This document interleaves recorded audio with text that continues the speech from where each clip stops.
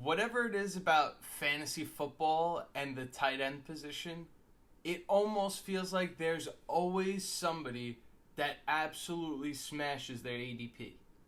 Whether you were lucky last year and you were willing to grab David Njoku or buy back into the fact that Evan Ingram would have another really good season, both of those tight ends were at a discount, and 2 years ago, you absolutely hit the jackpot if you had Evan Ingram on your team, and it really didn't cost you much to get him. So for all of those reasons I just stated, there's only 3 upper echelon elite tight ends that everyone's considering in fantasy this year. That would be Sam Laporta, Travis Kelce, and Trey McBride. But what if I told you we're going to fade the big 3 entirely? Roll the intro. Let's talk about it.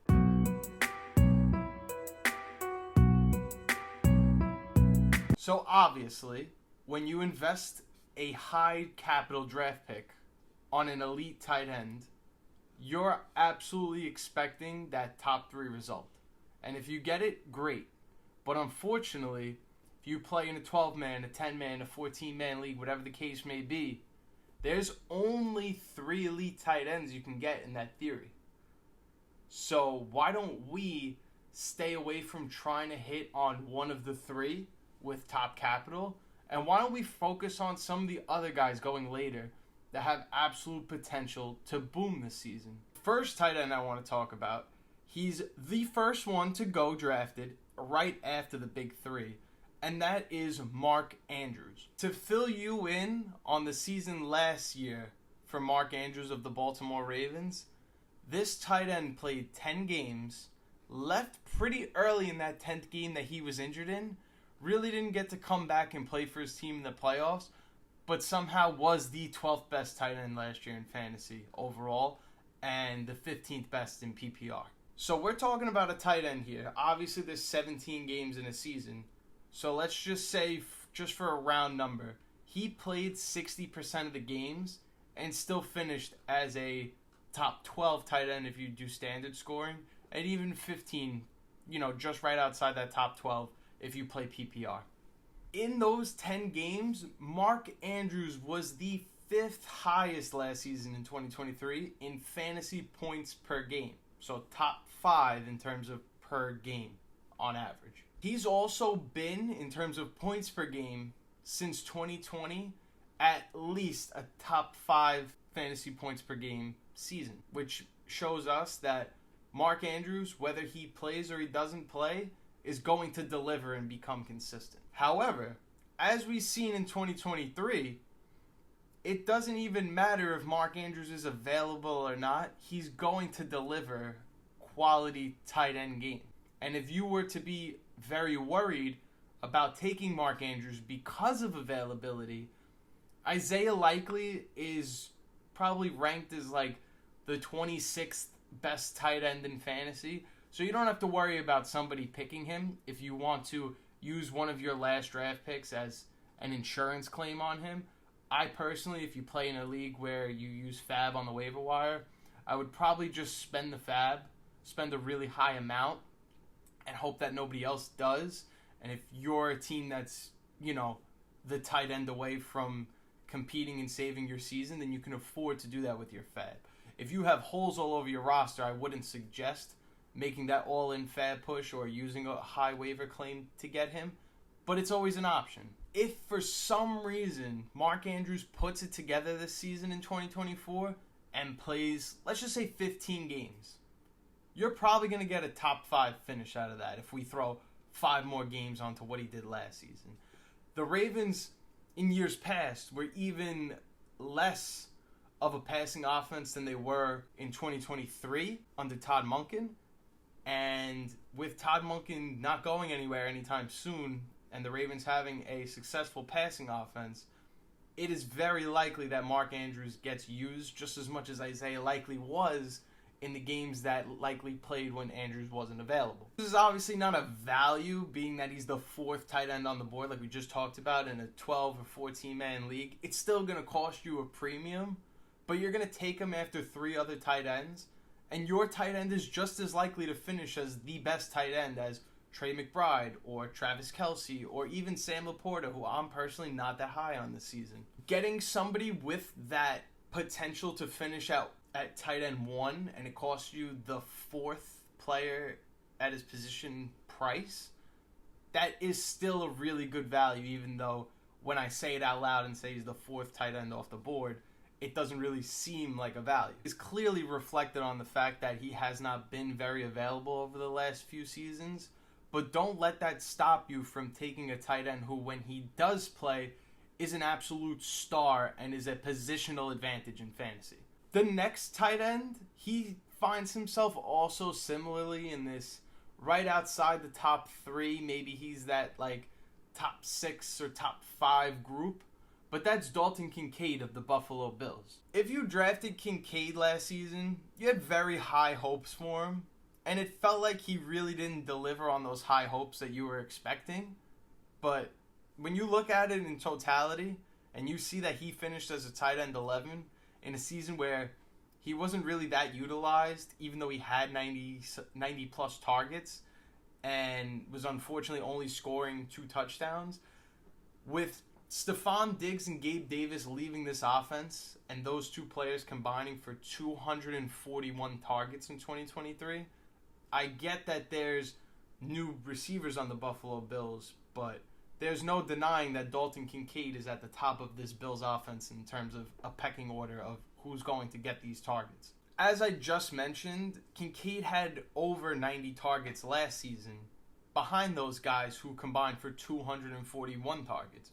So if we even see Kincaid reach 110, 120, even more than that in terms of targets, we're looking at somebody that could finish as top 8 just off of the volume, and we're not even going to count the fact that he is very likely to score more than 2 touchdowns in his second season. Is that fair to say?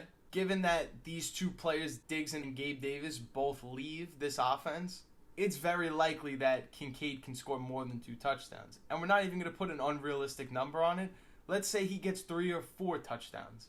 You're looking at a top 5, top 6 finish, which could even turn into something more if he had more than 4 touchdowns, which again is not a high number whatsoever for tight ends. Sam Laporta finished with 10 receiving touchdowns last season, and we're drafting him to basically do that again. But we're going to expect Dalton Kincaid to stay at his 2 receiving touchdowns for a season, even though he's going to get an uptick in work. The numbers don't really add up here. This is another guy that, despite not being taken in the top 3, has potential to finish as the 3rd best tight end. I'm not going to go ahead and reach and say that he's a top tight end. He can finish as number 1. I don't really believe that's possible. But for somebody to come off the board as like the 5th or 6th tight end, and I'm like, you know what? He could finish as the 3rd tight end over some of these guys. Like, there aren't any real guarantees. I'm not going to bank on the fact that even though Trey McBride was very good last season, that he's just guaranteed and stapled into that top 3. And I'm not going to use that same logic with Sam Laporta. That's why I just argued that Mark Andrews could even finish as the best tight end, because he's another guy that's probably going to sneak into the top 3 and isn't being drafted as a top 3. But to wrap it up again, 91 targets and minimal 2 touchdowns last season had Kincaid finished 11th. If we are going to predict and expect him to get more targets with the really talented receivers leaving the offense and more touchdown opportunities because those guys are also leaving, we need to expect a top 5 or better finish for Dalton Kincaid in 2024. The next tight end on this list is Jake Ferguson of the Dallas Cowboys, who finished as the tight end 9 last season in PPR. Ferguson proved last year that on most games he's going to be the 2nd option for the Dallas Cowboys, and the floor is the 3rd option in terms of receiving for the Cowboys. But for an offense that throws a lot of touchdowns, and has good quarterback play, these are all reasons that Ferguson has a safe floor in 2024. Ferguson had over 100 targets last season in 2023, and being that a guy who is the 3rd option like Brandon Cooks is not going to get any younger and should start to see more signs of regression in 2024, we're probably looking at a tight end who has a safe floor and is probably going to increase his workload volume, just like Dalton Kincaid is going to. And because Jake Ferguson isn't a big name, plays for the Dallas Cowboys and isn't the best receiver on his team, and is just a guy that is, like I said, low floor, very consistent, nobody's going out of their way to reach for him and draft somebody with that kind of stability. Last season in 2023, most players weren't even drafting Jake Ferguson, despite me saying this is a value at tight end. And for the same reason I knew that Jake Ferguson was going to be a value in 2023, Dak Prescott loves to throw to the tight end position. It is something that is his security blanket, something that he's learned to do as he's gotten into the league and becoming a pro. He will, I don't want to say check it down to a tight end, but if he sees his tight end over the middle, he's going to throw it to them, and he's going to throw it to Jake Ferguson with confidence, especially after the connection they had last season. Also, every tight end that Dak Prescott has played with since 2019, and yes, this includes a very, very old Jason Witten, no tight end for Dak has finished in that time since 2019 lower than tight end 11. We've seen as high as a top 3 finish from Dalton Schultz one season, but we've also seen old man Jason Witten finish at 11. So clearly there is a high floor when it comes to drafting Dallas Cowboy tight ends. It's pretty much a safe pick because of how much Dak is going to feed the position. With Jake Ferguson going in the middle rounds of your draft, you can draft him knowing that you have a very safe, reliable tight end that has a high floor every single week. Being that none of these tight ends are really like sleepers or like under the radar guys, like last season I was willing to give out free game and I was telling everybody to go for David Njoku and Jake Ferguson, who both panned out to be really good tight ends when you look at the entire season. Obviously it took Njoku a little bit to get going, but once Flacco was the quarterback, he started absolutely rolling. So for that, I'm going to put you guys on game one more time this season because I feel very confident about my ability to find sleeper tight ends. This year's sleeper tight end, for those that play in deeper leagues, is going to be Noah Fant of the Seattle Seahawks. Now, before you comment, what the hell is this guy talking about telling me to draft Noah Fant? This guy is an idiot. Let me start by saying, whatever you saw of Noah Fant in 2023, take it out of your memory bank, throw it in the trash, get rid of it, burn the evidence, because you're never going to see a player with that low of a utilization again in this offense. Noah Fant is going to look like a completely different player in 2024, and that's going to be a big factor of and a big beneficiary of Ryan Grubb, the new offensive coordinator in Seattle, running the offensive play calling. They're going to get away from that 2 wide receiver, 2 tight end look, and they're going to run a lot more of 3 wide receiver, 1 tight end, which benefits Noah Fant a lot as long as his usage goes up, which it absolutely will. With how bad the passing offense was, and especially the red zone offense, Noah Fant's 43 targets are not going to repeat in 2024 as he just kind of fell to the wayside of the Seattle Seahawks offense last season in 2023. Don't get me wrong. There are 3 better pass catchers on this team, and I am aware of that. But being that this was one of the worst red zone offenses in the league last season in terms of getting to the red zone and scoring touchdowns, they were 26th in that stat last season. That number is going to go up tremendously because of their new look offense, and they're going to get Geno Smith back to looking like that above average quarterback we saw in 2022. So no, his playing time might not increase, but the opportunities and the targets will definitely increase from the number of 43. And let's not forget, this isn't a player that's washed or has seen better days. Noah Fant has yet to break out in the NFL, and he's going into his age 27 season, which is going to be a good season for somebody like him to break out. We've been waiting for a elite tight end breakthrough from somebody like David Njoku for many years, and obviously quarterback play had to do a lot with that, but last season at age 28 he finally popped. Like, some of these guys don't get to pop at 23, 24 years old. Look at Evan Ingram, for example. So for all of those reasons, and for the recency of what kind of age and situation has impacted who the breakout tight ends in fantasy are, I feel very confident in saying that Noah Fant is on the trajectory of having a breakout season in 2024. But if you're someone who's not in line with believing that somebody like Noah Fant could have that really top-notch breakout fantasy season, let me know in the comments and let's have a discussion. So to wrap it all up, 3 tight ends you should be targeting: Mark Andrews, Dalton Kincaid, and Jake Ferguson.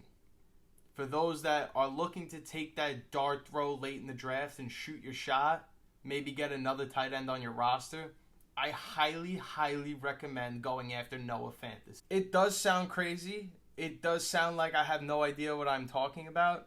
But if you had a time machine and went back to middle of July 2023, were you going to believe somebody that said that David Njoku and Jake Ferguson would finish as top 10 fantasy tight ends? No, you wouldn't believe that.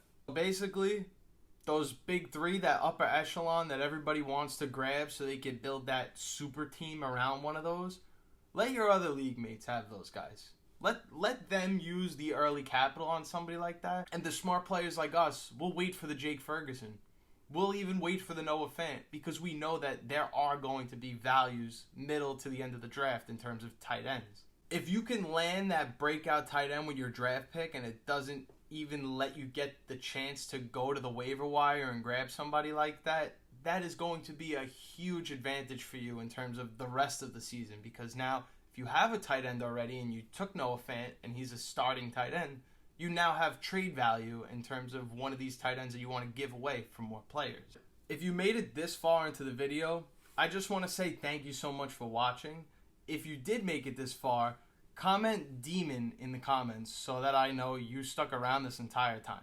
If you like fantasy football content and you want to see more like this, feel free to hit the like button. And if you want to get better and you want to figure out how you're going to win your league in 2024, hit the subscribe button, because I'm not going to stop making videos anytime soon, you knuckleheads. But anyways, that's all I have for you guys today. Thank you so much for watching. My name is Turtle, and I'll see you in the next video. Peace.